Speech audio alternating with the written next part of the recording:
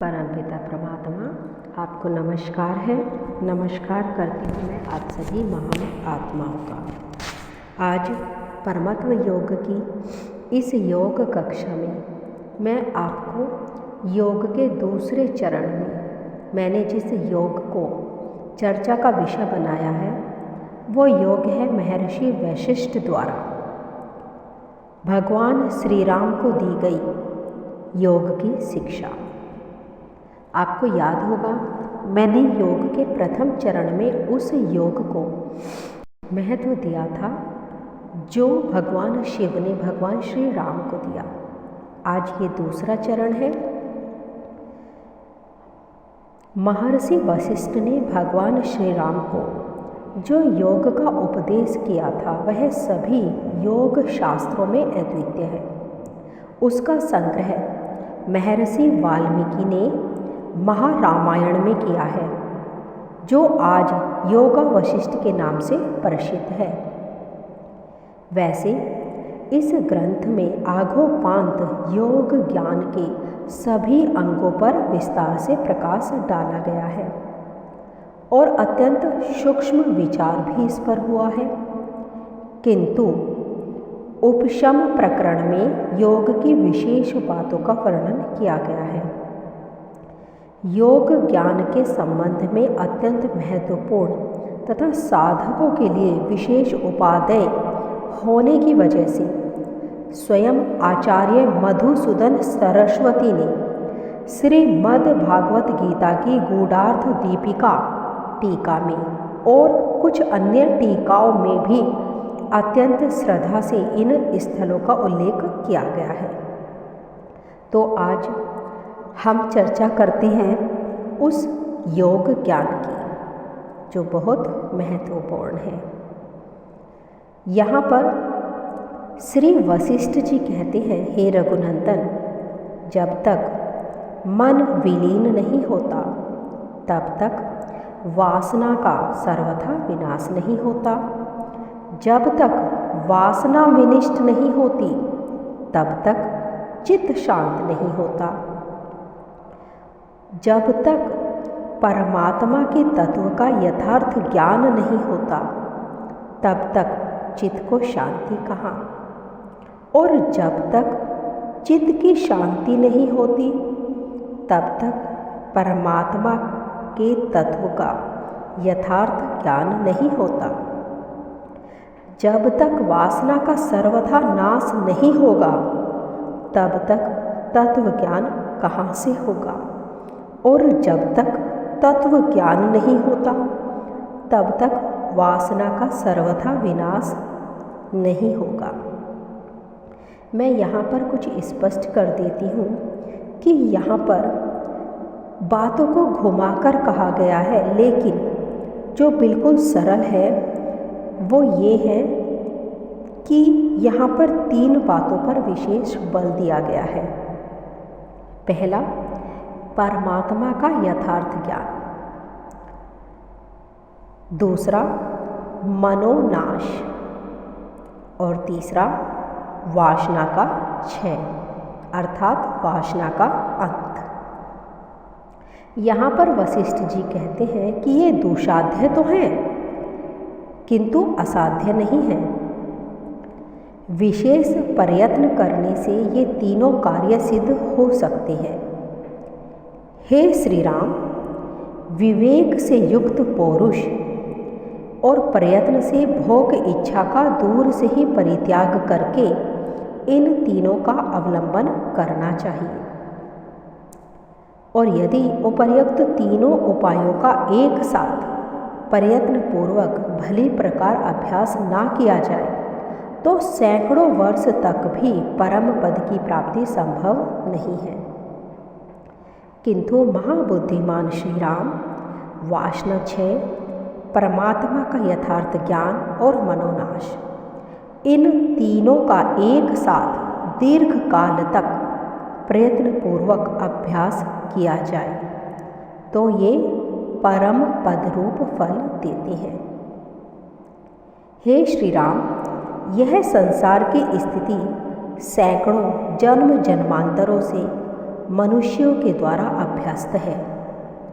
अतः चिरकाल तक योगाभ्यास किए बिना वह किसी तरह नष्ट नहीं हो सकती। इसीलिए चलते फिरते, श्रवण करते, स्पर्श करते, सूंघते, खड़े रहते, जागते, सोते, सभी अवस्थाओं में परम कल्याण के लिए इन तीनों के अभ्यास में लग जाना चाहिए। तत्वज्ञों का मत है कि वासना के परित्याग के समान ही प्राणायाम भी एक उपाय है। इसीलिए वासना परित्याग के साथ साथ प्राण निरोध का भी अभ्यास करना आवश्यक है।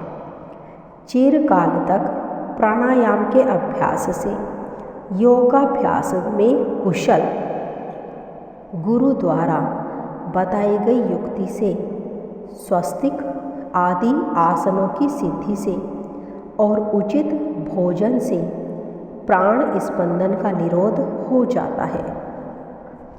जिस प्रकार मद हाथी अंकुश के बिना दूसरे उपाय से वश में नहीं होता, उसी प्रकार पवित्र युक्ति के बिना मन वश में नहीं होता। अध्यात्म विधा की प्राप्ति, साधु संगति, वासना का सर्वथा परित्याग और प्राण स्पंदन का निरोध, ये ही युक्तियाँ चित्त पर विजय पाने के लिए निश्चित रूप से दृढ़ उपाय हैं, जिससे चित्त पर विजय प्राप्त हो जाती है और साधक को परमत्व का साक्षात्कार हो जाता है। अब यहाँ पर मैं कुछ आपसे कहना चाहूँगी। हर जन्म में हमने यही किया और यही मानव जीवन अभ्यस्त है करने में। हम जैसे ही गर्भ में आते हैं इस चक्रव्यूह में फंस जाते हैं। जीवन की आवश्यकताओं की पूर्ति, कभी शरीर की आवश्यकताओं की पूर्ति तो कभी मन की आवश्यकताओं की पूर्ति। हर किसी का जीवन, चाहे पृथ्वी पर कोई भी आत्मा है, छोटे से छोटे जीव से लेकर विशाल से विशाल हाथी तक, सभी अपनी आवश्यकताओं की पूर्ति में लगे रहते हैं। उसमें आप भी एक हैं। मैं ये नहीं कह रही कि ये गलत है, ये सही है। हमने इस शरीर में जन्म लिया, ये शरीर हमारे लिए महत्वपूर्ण है। जरूरी है कि इस शरीर को स्वस्थ रखा जाए। इसके लिए आप अच्छा भोजन भी ग्रहण करते हैं, सब कुछ करते हैं, लेकिन एक चीज़ जो और भी आवश्यक है और शायद कुछ के जीवन में थी, वो थी परमात्मा की प्राप्ति, हीलिंग। इसके बीच का एक चरण अवश्य है जहाँ पर हम दूसरों की भी हीलिंग करते हैं और अपनी भी हीलिंग करते हैं। लेकिन इन सब बातों से अलग था परमात्मा की प्राप्ति। एंजल्स को जानना, सब कुछ यहाँ पर जब हम ध्यान में बैठते हैं, ग्रहों की सैर करते हैं, सब कुछ करते हैं, लेकिन ये हमारा कार्य नहीं है। हमारा कार्य केवल एक है, परमात्मा की प्राप्ति। अपने समय को व्यर्थ ना गंवाएं। जैसे भी जब भी संभव हो ध्यान की उस गहराई को प्राप्त करें जहाँ पर आप अपने आप को एंटरटेन करने की बजाय सीधा परमात्मा से जुड़ें। एक छोटा बच्चा भी जब घर से बाहर जाता है तो वो जिस जगह पर जाता है वहाँ के लिए बिल्कुल सरल रास्ता चुनता है, जहाँ पर ट्रैफिक ना हो, वो आराम से जा सके, सुरक्षित रह सके। तो फिर आप ही क्यों एक ऐसा रास्ता चुनते हैं जो बहुत बड़ा है? आप भी बिल्कुल सरल रास्ता चुनिए। जितनों के पास जाएंगे सब एक नया तरीका बताएंगे। अच्छा है कि एक ऐसे गुरु के साथ जुड़िए जिसे परमात्मा की प्राप्ति हो। कोई फर्क नहीं पड़ता कि कौन से आराध्य बड़े हैं और कौन से छोटे हैं। अरे हनुमान जी तो राम जी के भक्त हैं, राम जी तो शिव जी के भक्त हैं। इन बातों में कुछ नहीं रखा। ये बिल्कुल एक चेन की तरह है। सपोज करिए आप किसी को भी पकड़ लेते हैं, आप किसी ऐसे गुरु को पकड़ लेते हैं जिसे या तो परमात्मा की प्राप्ति हो चुकी है या फिर वो किसी ऐसी शक्ति से जुड़े हैं जिन्हें परमात्मा की प्राप्ति हो चुकी है।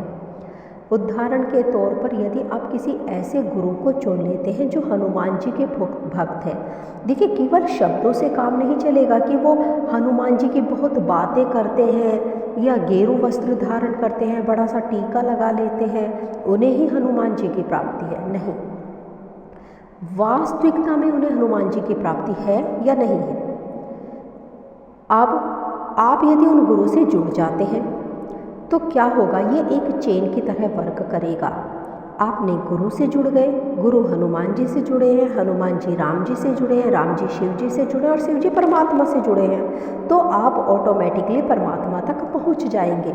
ऐसा नहीं है कि आपको हर बार अपने मंत्रों को चेंज करना है कि आज मैं राम जी के मंत्रों का जाप कर रहा हूँ तो कल मैं शिव जी के मंत्रों का जाप करूँगा। नहीं, ये चेन ऑटोमेटिकली कार्य करती है। ऐसा ही एक दूसरा उदाहरण मैं देती हूँ। सपोज करिए आपके साथ कोई घटना होती है, कोई व्यक्ति आपको भला बुरा कह देता है। अब यहाँ पर जैसे ही वो घटना घटित हुई, देखिए उस घटना का एक समय क्रम था, वो घटना घटित हुई एक पर्टिकुलर समय में। अब वो समय बीत गया, लेकिन आप अभी भी उस व्यक्ति के बारे में यदि सोचते रहते हैं जिसने आपको भला बुरा कहा या आपके साथ कुछ गलत किया, तो आपकी एनर्जी तुरंत डाउन होनी शुरू हो जाएगी। आपका सर दर्द करने लगेगा, आपके शरीर में रोग हो जाएंगे, धीरे धीरे होगा ये, बिल्कुल आपको पता भी नहीं चलेगा।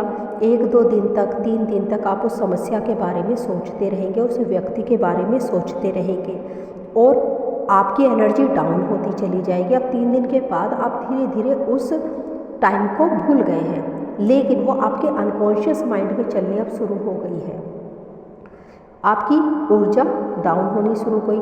लेकिन यदि ऐसे में आप किसी पॉजिटिव ऊर्जा का हाथ पकड़ लेते हैं, किसी अच्छे गुरु के बारे में सोचते हैं, या सपोज करिए आप राधा रानी के बारे में सोचते हैं या श्री राम के बारे में सोचते हैं, तो आपको इस जो समय प्रक्रम हुआ था, जो घटना हुई थी, उससे आप आराम से बाहर निकल जाएंगे। आपकी एनर्जी डाउन नहीं होगी बल्कि एनर्जी बढ़ जाएगी।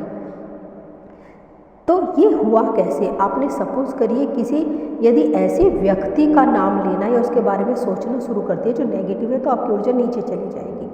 आप जहाँ पर भी जिस भी पोजीशन पर खड़े हैं, लेकिन आप यदि किसी पॉजिटिव के बारे में सोच रहे हैं तो आप पॉजिटिव होना शुरू हो जाएंगे। देखिए, मैं आपको खुलकर नहीं कहूँगी, लेकिन हाँ एक बात ज़रूर आपके सामने स्पष्ट कहना चाहूँगी कि मैंने कुछ वीडियोस देखी थी जहाँ पर एक महान आत्मा है, वो ज्ञान दे रही थी। वो कह रही थी कि भगवान को देखकर आपका क्या होने वाला है। आप पूरी ज़िंदगी भगवान के पीछे भागते रहते हैं, आप किसी पर्टिकुलर भगवान के पीछे, जैसे सपोज करिए आप श्री कृष्ण के पीछे भाग रहे हैं और आपकी इच्छा है कि आप श्री कृष्ण को एक बार देख लें। आप इतने सालों का तप करते हैं, तो इससे आपको क्या मिला? वो आपको दिखाई देंगे और चले जाएंगे, तो इससे आपको क्या मिला? आपके जीवन में अंतर होना चाहिए, आपकी यात्रा इस तरह की नहीं होनी चाहिए। तो यहाँ पर देखिए, एक बात को हमेशा ध्यान रखिए। एक जब छोटा बच्चा होता है ना, हम उसे कहानी सुनाते हैं लोमड़ी की, कि यदि उसे अंगूर नहीं मिलते तो वो कहता है कि अंगूर खट्टे हैं, लोमड़ी कहती है। तो क्या यहाँ पर ये वीडियो कुछ ऐसा ही संदेश नहीं दे रही? जिसे भगवान के दर्शन हुए ही नहीं है, तो वो दूसरों से भी तो यही कहेगा कि भगवान के दर्शन होकर क्या होगा। आप अपने व्यवहार में बदलाव करिए, अपने जीवन में बदलाव करिए। यहाँ पर आपको बार बार मौका नहीं मिलेगा कि आप समझ सकें, दूसरे की बातों को समझिए। परमात्मा को पाना एक सत्य है। आप जिनकी आराधना करते हैं उन्हें देखना एक सत्य है। परम शांति प्राप्त होती है जब आप उनसे मिलते हैं, उन्हें देखते हैं। सपोज़ करिए जिनकी मूर्तियों की आप पूजा कर रहे हैं, यदि वो वास्तविकता में आपके सामने आ जाए तो आप पर क्या होगा? क्या आपके जीवन में बदलाव नहीं होगा? वो तो ऑटोमेटिकली हो जाएगा। क्या आपके व्यवहार में बदलाव नहीं होगा? ऑटोमेटिक होगा। आपके भाग्य में बदलाव